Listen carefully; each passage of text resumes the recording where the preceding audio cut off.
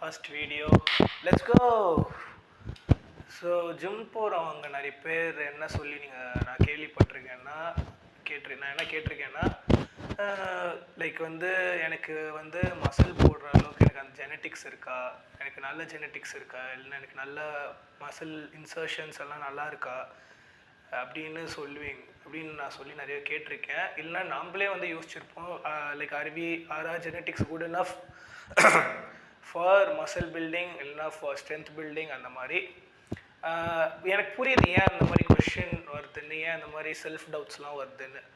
ஏன்னா ஜெனட்டிக்ஸ் வந்து எல்லாருக்கும் டிஃப்ரெண்ட்டாக தான் இருக்கும். ஆப்வியஸ்லி சில பேர்னால சீக்கிரமாக மசில் போட முடியும், சில பேர்னாலே சீக்கிரமாக ஸ்ட்ரென்த் பில்ட் பண்ண முடியும், அண்ட் சில பேருக்கு நல்ல இன்சர்ஷன்ஸ் இருக்கும். Some people are really gifted with the genetics. அது வந்து த ப்ரூட்டல் ட்ரூத். ஜெனட்டிக்ஸ் வந்து எல்லாருக்கும் டிஃப்ரெண்ட்டாக இருக்கும். சில பேருக்கு வந்து அவங்களால சீக்கிரமாக மசில் பில்ட் பண்ண முடியும், சீக்கிரமாக ஸ்ட்ரென்த் பில்ட் பண்ண முடியும். பட் சில பேர்னால வந்து கொஞ்சம் டைம் எடுக்கும். பட் அதுக்கு நம்ம வந்து ஜிம் வந்து விட்டுறணுமா இல்லை கிவ் அப் பண்ணணுமா அப்படின்னு கேட்டால் கிடையாது. ஏன்னா ஜெனட்டிக்ஸ் வந்து genetics is one of the factors, one of the important factors, but it's not the only factor. நான் சொல்கிறது புரியுதா? ஏன்னா நிறைய ஃபேக்டர்ஸ் இருக்குது. நம்மளோட ஸ்லீப், நம்மளோட நியூட்ரிஷன், நம்மளோட ட்ரைனிங், நம்மளோட கன்சிஸ்டன்சி இன் ட்ரைனிங், இதெல்லாம் சேர்ந்து தான் நம்மளோட பொட்டென்ஷியல் வந்து எவ்வளோ நம்மளுக்கு தெரியும். நம்ம வந்து 1 மாதம் 2 மாதம் ஜிம் போயிட்டு ரிசல்ட்ஸ் அவ்வளோ தெரியலையே அப்படின்னு சொல்லிட்டு நம்ம ஜெனட்டிக்ஸ் மேலே பழி போடக்கூடாது. ஏன்னா muscle building is a very slow progress. But trust me, it's worth the progress. நீங்கள் ஒரு 5 years மேலே ஜிம் கன்சிஸ்டண்ட்டாக போய் ஒழுங்காக சாப்பிட்டு ஒழுங்காக தூங்குறீங்க அப்படின்னா தான் உங்களோட ஜெனட்டிக் பொட்டென்ஷியல், உண்மையான பொட்டென்ஷியல் எப்படின்னு உங்களுக்கு தெரிய வரும். ஆனால் அதுக்குள்ளேயே I can assure that you will definitely have a very respectable physique.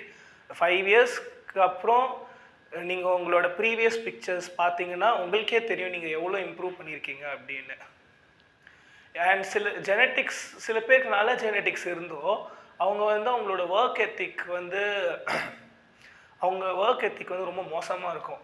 அவங்க வந்து லைக் ஸோ அதனால அவங்களோட பொட்டென்ஷியல் வந்து அவங்களால பார்க்க முடியாமல் போயிடும். ஸோ நான் என்ன சொல்ல வரேன்னா, ஜெனட்டிக்ஸ் வந்து ஒரு ஃபேக்டராக இருந்தாலும் it is not the only factor. we can still make, there is still room for improvements, we can still make improvements. அதான் நான் சொல்ல வரேன்.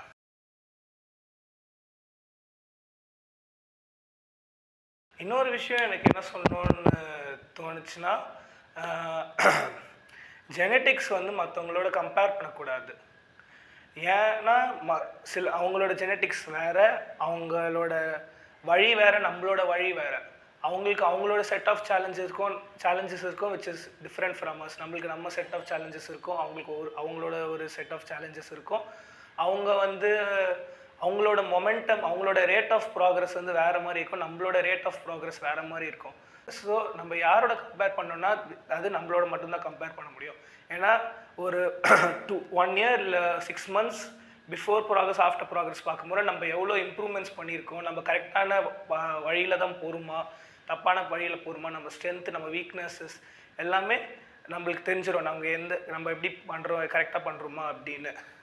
ஸோ நீங்கள் மற்றவங்களோட கம்பேர் பண்ணாதீங்க.